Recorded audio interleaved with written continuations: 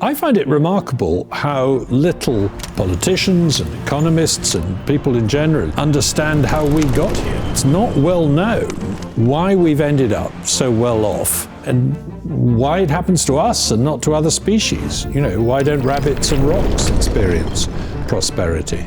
The pessimism we all feel about the future has been wrong for 50 years.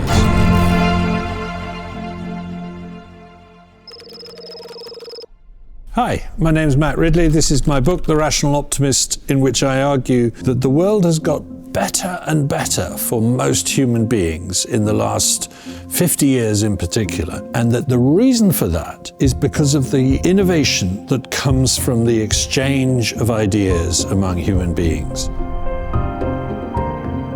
Today, when you turn on an ordinary lamp for an hour, it costs you about 1/5 of a second of work to earn enough money to switch on that light for an hour. In 1950, it would have cost you about 8 seconds of work.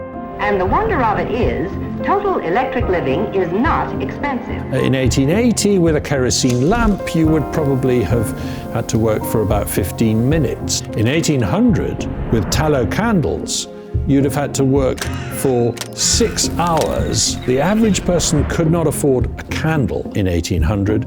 That shows the incredible diminution in the cost of a simple thing like artificial light, which we today take for granted. I thought it would be obvious that we were better off, but actually you need to explain to people that the pessimism we all feel about the future has been wrong for 50 years. The Rational Optimist is a book about how we can and should be optimistic about the ability of the world to become a better place, because we've achieved that in the past. But the world is not just getting better and we're lucky that that's happening. There is a rationale behind it. There is a reason why it's happening.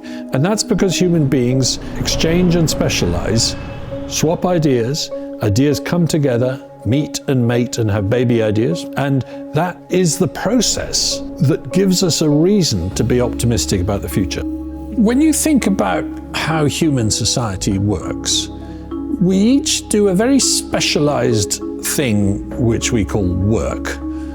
And then we consume a very diversified stream of things which we call food and leisure and entertainment and all these different things. For me, that's the big theme of human history. We've moved away over the eons from subsistence, self-sufficiency, where you only could consume what you produce, to a world in which you are very, very narrow in what you produce, but very, very much wider in what you can consume. And that's the beauty of a system of specialization and exchange, of trade, indeed of markets, because it enables me to have access to the work, the ingenuity, the ideas of millions of other people.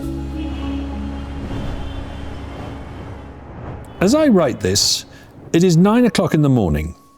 In the 2 hours since I got out of bed, I have showered in water heated by North Sea gas, shaved using an American razor running on electricity made from British coal, eaten a slice of bread made from French wheat, spread with New Zealand butter and Spanish marmalade, then brewed a cup of tea using leaves grown in Sri Lanka, dressed myself in clothes of Indian cotton and Australian wool, with shoes of Chinese leather and Malaysian rubber, and read a newspaper made from Finnish wood pulp and Chinese ink. Trade may be as old as 90,000 or 100,000 years old. Trade is much older than agriculture, and may even be older than quite a lot of modern linguistic abilities in human beings. It's a founding principle of human society that goes back a long way and that enables human beings to have access to not just materials but ideas that occur to different people in different places. How do new ideas suddenly spring into the human race, and where do they come from? It's a somewhat mysterious process. It's a somewhat self-organized process. And one of the themes that very much emerged from my work, particularly in how innovation works, is that it's a bottom-up process. It's a process that happens through the interaction of ordinary individuals, much more than through the top-down direction of clever geniuses. I think it's very important that we don't give young people a counsel of despair about the future. There's nothing I can do about it, so there's no point in striving, the world's going to get worse anyway. If you tell people, actually, the world is not great, it's better than it was, but it's not great, and it could make it even better, then you can inspire people to A, be happier about the world, and B, achieve great things. I have presented the case for sunny optimism. I have argued that now the world is networked and ideas are having sex with each other more promiscuously than ever, the pace of innovation will redouble and economic evolution will raise the living standards of the 21st century to unimagined heights, helping even the poorest people of the world to afford to meet their desires as well as their needs. It is precisely because there is still far more suffering and scarcity in the world than I or anybody else with a heart would wish that ambitious optimism is morally mandatory.